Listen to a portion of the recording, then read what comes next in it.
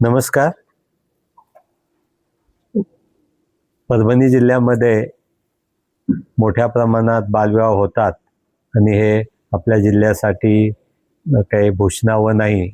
त्यामुळे सर्व प्रशासनाने एकत्रित येऊन यावर्षी असं ठरवलं आहे की बालविवाह प्रतिबंधक अधिनियम 2006 ची अतिशय कडक अंमलबजावणी आपण जिल्ह्यामध्ये करणार आहोत आणि 18 वर्षापेक्षा कमी वय असणारी मुलगी आणि 21 वर्षापेक्षा कमी वय असणारा मुलगा याचा विवाह हा या बालविवाह प्रतिबंधक अधिनियमाच्या अंतर्गत येतो आणि असे विवाह होणं उचित नाही.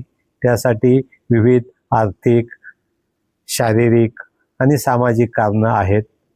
या सर्वाचा आपण एकत्रित विचार करता हा विवाह रोखण्यासाठी प्रशासन सज्ज झालेलं आहे. याबाबतीत गाव पातळीवरचं जे ग्रामसेवक आहेत, ग्रामविकास अधिकारी आहेत, ते जन्म नोंदणी निबंधक आहेत. त्याचप्रमाणे बालविवाह प्रतिबंधक अधिकारी आहेत. नगरपालिकेच्या क्षेत्रामध्ये नगरपालिकेचे मुख्याधिकारी हे जन्म नोंदणी अधिकारी आहेत. त्याचप्रमाणे बालविवाह प्रतिबंधक अधिकारी आहेत. यामध्ये मुलीचं वय 18 वर्ष आहे का, मुलाचं वय 21 वर्ष आहे किंवा कसं, याचा पुरावा म्हणून शाळा सोडल्याचा दाखला, स्कूल लिव्हिंग सर्टिफिकेट देण्याची जी जबाबदारी आहे ती त्या शाळेतील मुख्याध्यापकांच्यावर आहे. त्याचप्रमाणे जन्माची नोंदी, जन्म झाल्याबाबतची जी नोंद आहे त्याचा दाखला देण्याची जबाबदारी ग्रामविकास अधिकारी, ग्रामसेवक याच्यावर आहे आणि नगरपालिकेमध्ये मुख्याधिकारी यांच्यावर आहे. त्यांच्याकडे अशा प्रकारची मागणी झाल्यानंतर 24 तासाच्या आत त्यांनी त्यांचा अभिलेखाची पडताळणी करून हा दाखला, जे पण वयाचा दाखला आहे तो देणं बंधनकारक आहे. अन्यथा या अधिनियमाअंतर्गत आवश्यक ती कारवाई करण्यामध्ये, शासनाच्या धोरणाची अंमलबजावणी करण्यामध्ये संबंधित मंडळींनी कसूर केली किंवा कर्तव्य पालन केलं नाही म्हणून संबंधित व्यक्तींची जबाबदारी निश्चित होऊ शकते. त्यामुळे या संबंधित अधिकाऱ्यांनी गाव पातळीवर गाव कामगार तलाठी असेल, पोलीस पाटील असेल, आशा वर्कर असेल, शाळेचे मुख्याध्यापक असतील, ग्रामविकास अधिकारी असेल यांनी आणि तालुका स्तरावर तहसीलदार, गटविकास अधिकारी, गटशिक्षण अधिकारी, संबंधित ठिकाणचे पोलीस निरीक्षक, त्या ठिकाणी ICDSचे जे अधिकारी आहेत, एकात्मिक बाल विकास प्रकल्प अधिकारी, या सर्वांची ही संयुक्त जबाबदारी राहील. या सर्वांनी प्रयत्न करणं अपेक्षित आहे. या 19 तारखेला अक्षय तृतीयेपासून आपल्याकडे विवाह चालू होतात, तर तेव्हापासून असे विवाह होणार नाहीत यासाठी योग्य ती प्रतिबंधात्मक कारवाई करायला पाहिजे आणि असे विवाह होत असतील तर माहिती मिळाल्यावर ते रोखायला पाहिजे.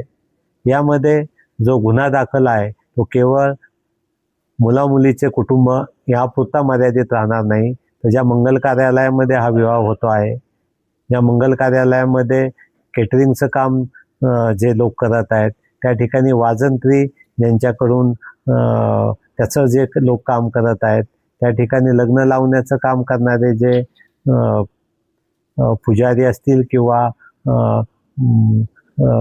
हे काम करण्याचे जे पुरोहित असतील, या सर्वांची ती एकत्रित जबाबदारी राहील. त्याचप्रमाणे अशा लग्नाला उपस्थित असणारे जे लोक आहेत हे सुद्धा या अधिनियमाचं पालन न केल्यामुळे त्या गुन्ह्यात सहभागी होतात. तर या सर्वांच्यावर कारवाई होऊ शकेल. तर याबाबत सर्वांनी दक्षता घ्यावी आणि आपल्या परभणीच्या बाबत ही जी भूषणावू नसणारी गोष्ट आहे तिचं निर्मूलन करण्यासाठी आपण लोकचळवळ म्हणून सर्वांनी एकत्रित येऊन प्रयत्न करायला पाहिजे, जेणेकरून आपला जिल्हा हा भविष्यामध्ये जी पण लग्न होतील, जे पण विवाह होतील ते 18 वर्षापेक्षा जास्त असणाऱ्या मुलीचे, 21 वर्षापेक्षा जास्त असणारे मुलाचे होतील. आणि परभणी जिल्ह्यामध्ये हा बदल आपल्याला करणं आवश्यक आहे. त्यासाठी आपण सर्वांनी सहकार्य करावं, जेणेकरून आपल्याला यामध्ये एक बदल, आवश्यक बदल आपण यामध्ये करू शकू.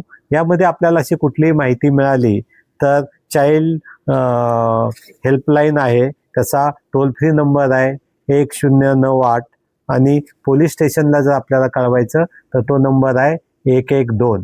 तर हे 1098 आणि 112 यावर आपण अशी कुठली माहिती मिळाली तर सुजाण नागरिकाने या ठिकाणी ते कळवायला पाहिजे, जेणेकरून आपल्याला असा बालविवाह रोखता येईल आणि भविष्यामध्ये त्या बालविवाहित व्यक्तीवर जे पण त्याचे शारीरिक आर्थिक दुष्परिणाम होतात ते होणार नाही, ते रोखले जातील. सामाजिक दुष्परिणाम होतात ते रोखले जातील. यामध्ये आपण सर्वांनी सहभागी व्हावं. सकारात्मक दृष्टिकोनातून आपल्याला बालविवाहाचं निर्मूलन करायचं आहे आणि जिल्हाधिकारी परभणी म्हणून मी आपल्या सर्वांना आवाहन करतो की या एका चांगल्या कामामध्ये सर्व लोकांनी सकारात्मकरित्या प्रशासनाला सहकार्य करावं आणि हे बालविवाह निर्मूलनाचं शिवधनुष्य आपण सर्वजण एकत्र पेलूयात आणि यामध्ये बदल घडवूयात. धन्यवाद.